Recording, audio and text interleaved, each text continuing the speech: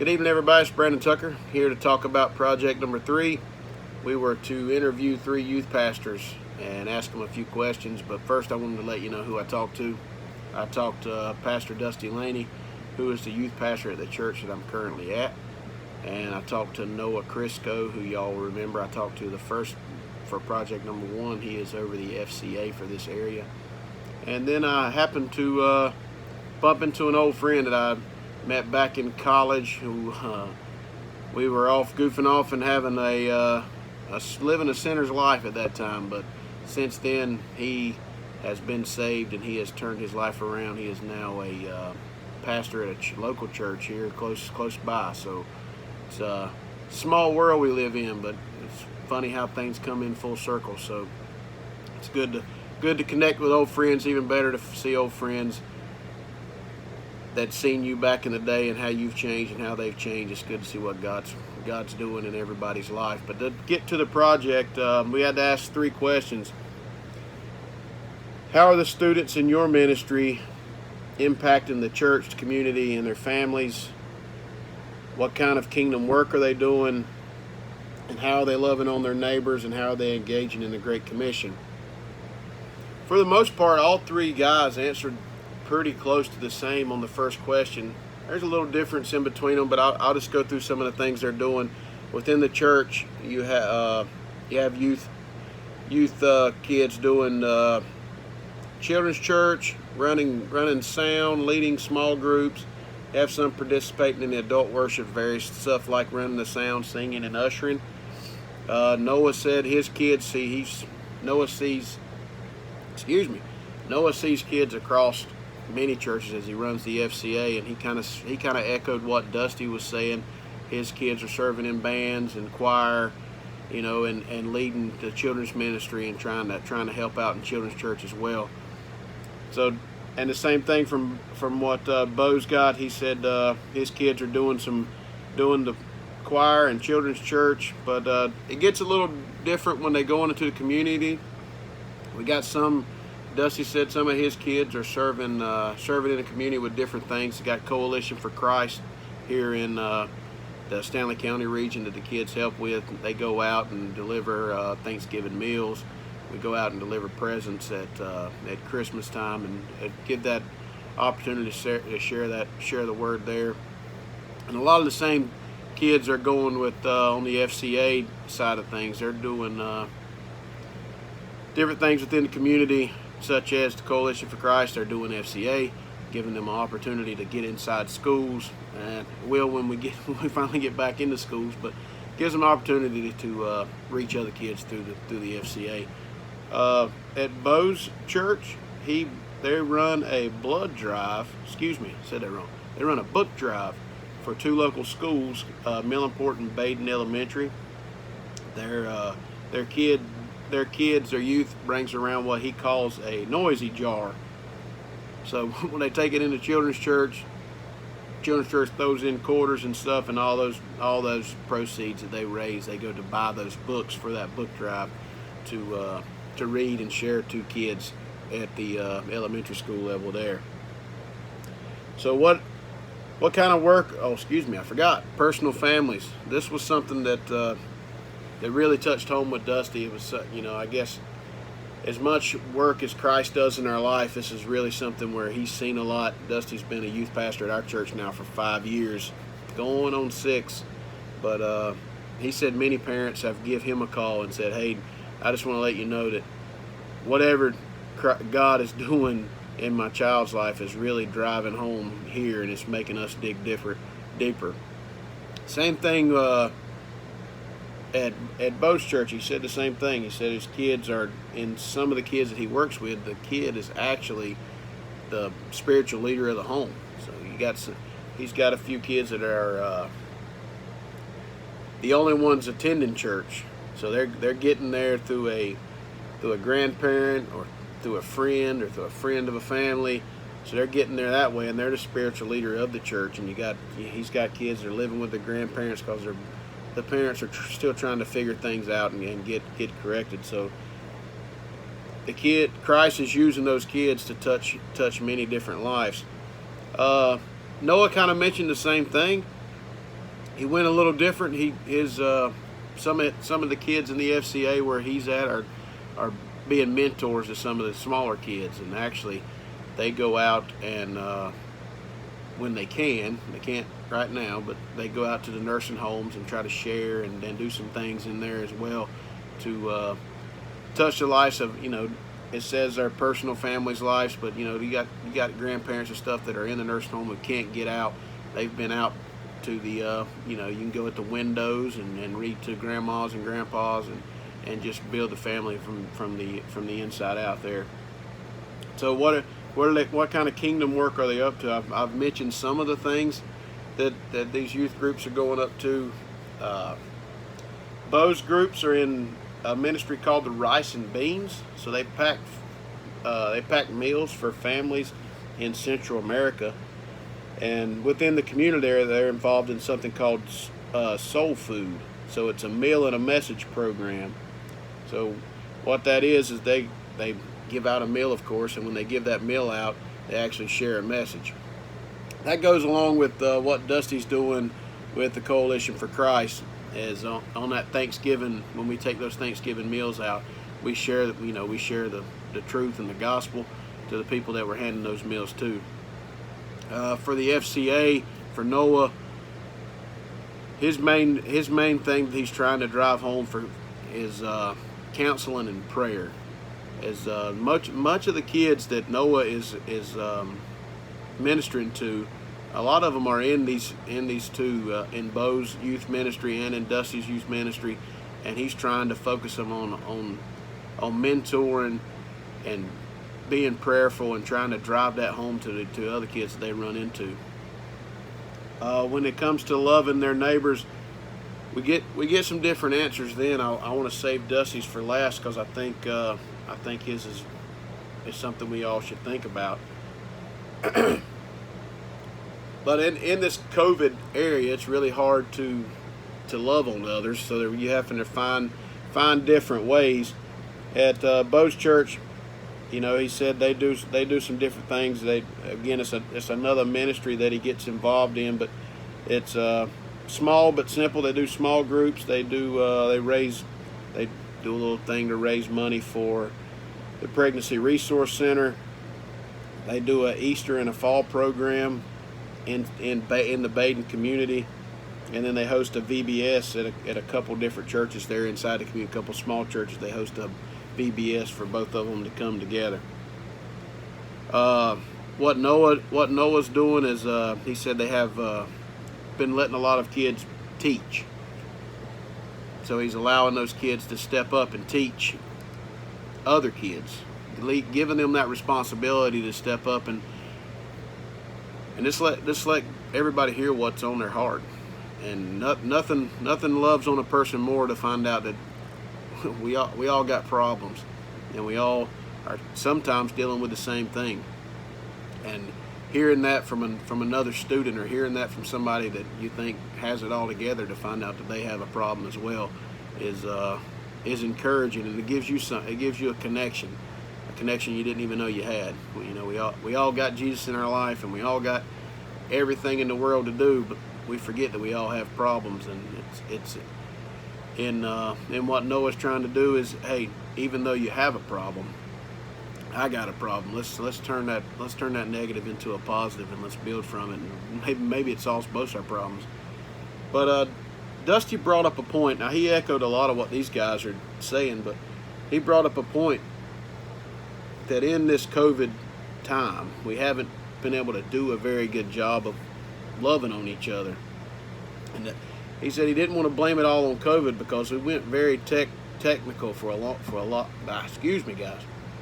while earlier. So everybody's got a phone. Everybody's got I can't think of what it's called, Nintendo, the new thing, Switch. Everybody's got one of those. Everybody's got a laptop. So everybody's communicating through technology, which, when you think about it, it's an easy way to reach out. And I think there's some good things to it. I like to send hey, how you doing messages, just to send them, because it's quick and easy. But we've really lost that being able to be with a person personally. I mean, look at us today. We're doing these lessons over the line. I'm talking to you through a telephone.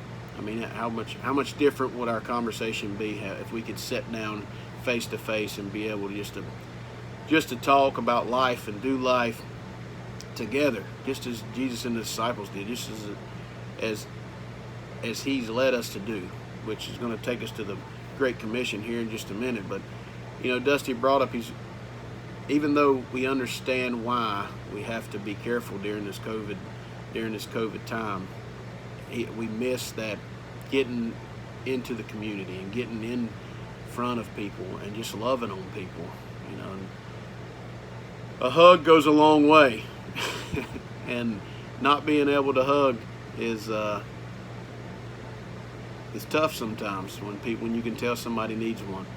So, I just ask, the one thing that draw me to what Dusty was saying is, we have our phones, we have them on all the time. I know I do with what I do for work. I mean, my phone's on my pocket all the time, and I know I miss things that I probably should be catching a hold of. I just ask you, totally outside of this lesson, let's spend some time in prayer on how we can get better as a group. If we're going to use our technology, let's use it in a way that's glorifying to Him. And if we don't need our technology, let's do life that is glorifying to Him. Let's try to get back in front of people. We see our families every day. Sometimes I know after a long day of work, I just want to sit down and be by myself. And first thing I do is I pick that phone up and scrolling through something, trying to see what else is going on. I think our technology is it's a distraction from where we need to be. It's a distraction from us being in God's Word, but it's also a distraction from us from getting in God's Word with other people and getting in God's work and getting out there and serving just as He did for us. But sorry, I got sidetracked there. I'm on to the last question. I know I'm going a little long here. The last question was how are they engaging in the Great Commission? There's a couple things that we've mentioned a lot of this stuff, but the one thing that Noah really spoke on was how he tries to gear every one of his lessons to giving them the opportunity to speak God's Word, to giving them the opportunity to be a disciple to each other. As the one thing that I feel, to be a good disciple, you got to be able to be a good disciple. So for me to excuse me, you got too many disciples in there. For me to be a good disciple, I've confused myself. For me to I'll just go leader. Let's go leader. To be a good leader and to help somebody walk their walk with Christ, I got to be willing to learn from Him, and I got to be willing to learn from those that are disciples to me or discipling me. So I got to be a good student to be able to be a good teacher. That was much better. Be a good student, be a good teacher. I like that. I'll go with that one. That was one thing that Noah tries to encourage his students is, hey, I want you to be able to share God's Word, and I want you to be able to be bold, and I want you to be able to step up in front of people and just let them know how much you love Christ. But I also want you to be able to listen and to be able to learn, because, look, everybody can stand up and talk about things they're passionate about, but if you're not willing to sit down and listen and be able to be fed when somebody else is sharing the gospel to you, then you're going to miss out on something that God probably really had in store for you. Bo, kind of the same thing. He tries to do all these different ministries just to get the kids out into the community and try to just to speak God's Word and try to build that core group that they can disciple to each other and they can learn off each other and feed off each other. Dusty kind of says the same thing. He said it has been a hard measure, but he does have a core group that comes every single Sunday, every single Wednesday, and they try to get, it's one of those things where if you're not in it all the time, one thing breaks you loose, and then you fall behind. But the one thing, me and Dusty talked for quite some time on this thing after we asked the questions. You know, and his concern was he didn't really know how to answer these questions.